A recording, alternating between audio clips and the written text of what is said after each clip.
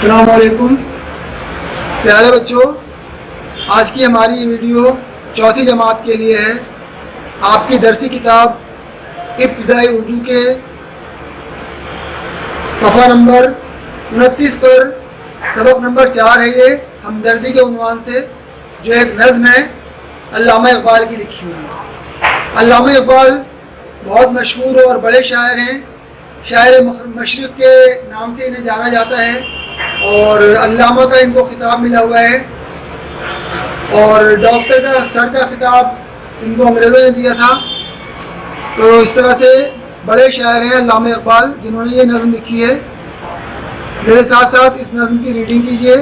بہت خوبصورت نظم ہے، اس میں شاعر نے بہت اچھا میسیج، یعنی بہت اچھا ایک پیغام دیا ہے ہم کو کہ ہمیں دوسروں کے کام آنا چاہیے۔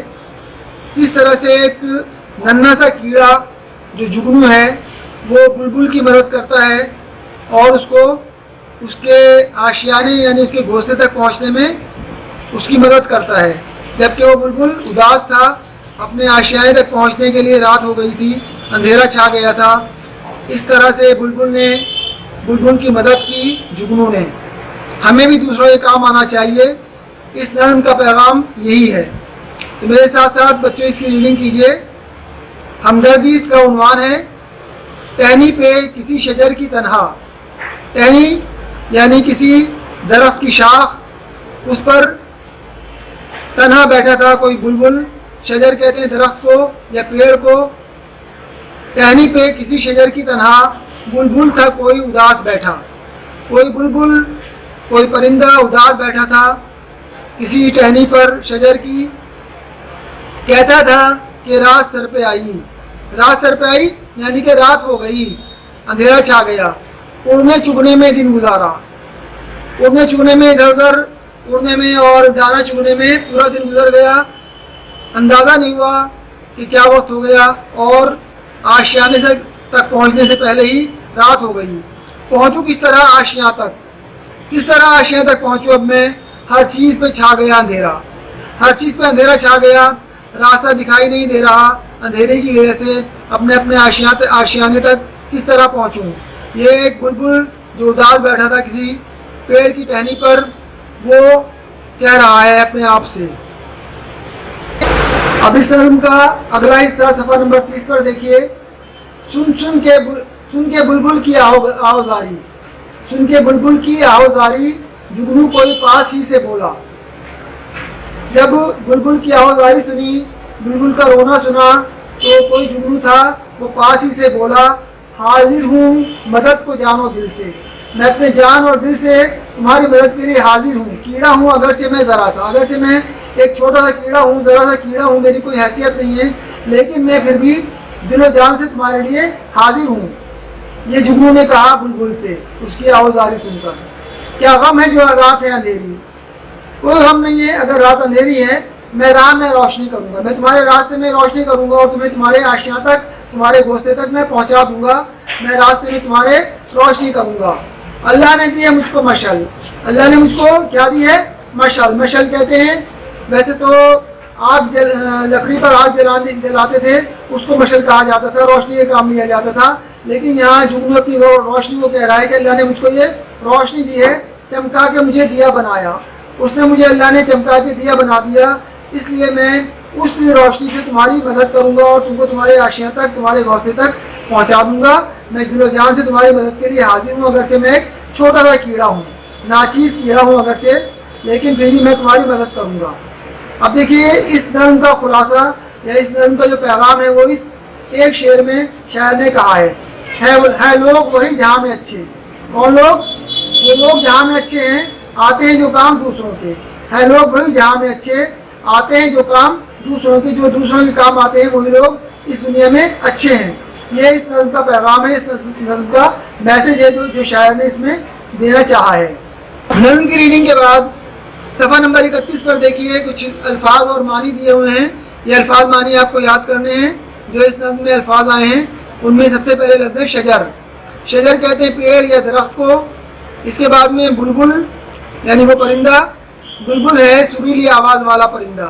ایک پرندہ ہوتا ہے جس کی آواز بہت سریلی، بہت میٹھی ہوتی ہے، आशियाँ, घोंसला और जुगनू एक कीड़ा जो रात को चमकता है। एक छोटा सा कीड़ा होता है ये, जो रात में चमकता है, अंधेरे में ये चमकता है। आहुजारी, रोना पीटना, नारो फरियाद, इसको कहते हैं आहुजारी को। जहाँ का मतलब दुनिया। ये अल्फाज मानी हो गए इसके। अब ज़रा इसकी गौर करने की बात देखेंगे हम। तो गौर करने की बात में देखिए क्या कह रहे हैं। ये बहुत छोटा और मामूली कीड़ा होने के बावजूद अपनी चमक से जुगनू मुश्किल में पड़े बुलबुल की मदद करता है। इस वाक़े से हमदर्दी के जज्बे का इजहार होता है। इसका इजहार होता है हमदर्दी के जज्बे का। ये जुगनू में हमदर्दी का जज्बा था, इसलिए उसने बुलबुल की मदद की। शायर ने आखिरी शेर में अच्छे लोगों की खूबी बयान की है और ये कहा है कि वही लोग अच्छे होते हैं जो ज़रूरतमंदों के काम आते हैं, जैसे कि मैंने अभी आपको आखिरी शेर में बताया। अब देखिए मशल के बारे में बता रहे हैं। किसी लकड़ी के ऊपरी हिस्से में आग जलाकर रोशनी की जाती है, जिसे हाथ में लेकर चलते हैं, उसे मशल कहते हैं। आपने ओलंपिक खेलों में खिलाड़ियों को सबसे आगे मशल लेकर चलते हुए देखा होगा। वो नई तरह की मशल है। जुलूसों में भी लोग मशल लेकर चलते हैं। यहाँ शायर ने मशल को रोशनी के मानों में इस्तेमाल किया है। तो बच्चों अपनी कॉपियाँ निकाल लीजिए इसके सवाल जवाब करने के लिए। अपनी कॉपी में सबसे पहले ऊपर सबक नंबर 4 लिखकर इस सबक का उन्वान लिख दिए, हमदर्दी। इसके बाद तारीख, यहाँ पर तारीख लिखकर तारीख डाल दीजिए आज की। और फिर सवाल नंबर 1 लिखिए, बुलबुल क्यों उदास था। बुलबुल की उदासी की वजह क्या थी, बुलबुल क्यों उदास था। आप पेंसिल से करेंगे। मैंने लाल और नीला पेन इस्तेमाल किया है ताकि सवाल और जवाब अलग अलग दिखाई दें। तो इस तरह से आप सवाल नंबर 1 लिखिए, बुलबुल क्यों उदास था, और इसके नीचे इसका जवाब लिखकर इस तरह लिख दीजिए, अंधेरा हो गया था और बुलबुल अपने घोंसले से दूर था, इसलिए वो उदास था। ठीक है। इसके बाद 1 या 2 लाइनें छोड़ दी अपनी कॉपी में और सवाल नंबर 2 डाल के अगला सवाल लिखिए, जुगनू ने बुलबुल की मदद किस तरह की। जुगनू जो था कीड़ा, उसने बुलबुल की मदद किस तरह की।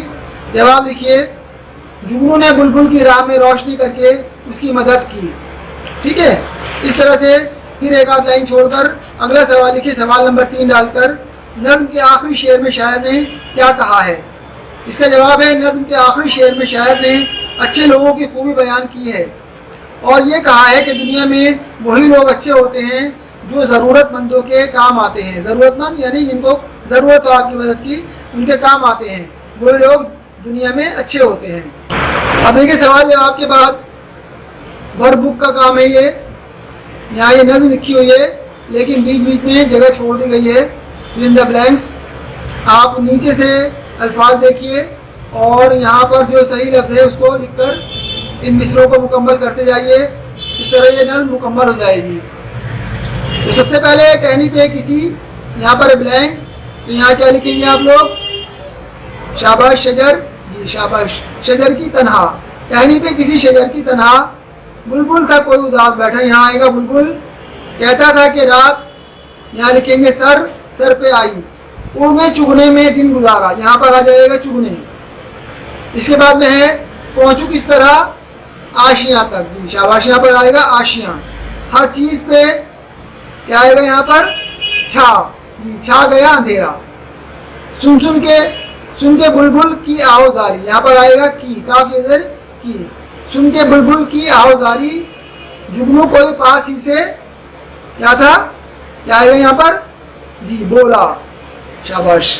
हाजिर हूँ मदद को कैसे, जानो दिल से, यही था ना, हाजिर हूँ मदद को जानो दिल से। कीड़ा हूँ अगरचे मैं ज़रा सा, क्या हूँ मैं, कीड़ा अगर हूँ मैं ज़रा सा, फिर भी मैं अपने जानो दिल से हाजिर हूँ। क्या गम है जो रात है अंधेरी, क्या गम है जो रात है अंधेरी, मैं राह में रोशनी करूँगा। ठीक है। यहाँ पर आएगा अल्लाह, अल्लाह ने दी है मुझको मशल, चमका के मुझे क्या बनाया, दिया बनाया। ठीक है लोग वही जहाँ में अच्छे, यहाँ आएगा जहाँ, है लोग वही जहाँ में अच्छे, आते हैं काम जो दूसरों के। ठीक है। इस तरह से नज़्म आपकी मुकम्मल हो गई। अब देखिए कुछ राइट रॉन्ग दिए हुए हैं यहाँ पर। सफ़ा नंबर 33 पर आ जाइए।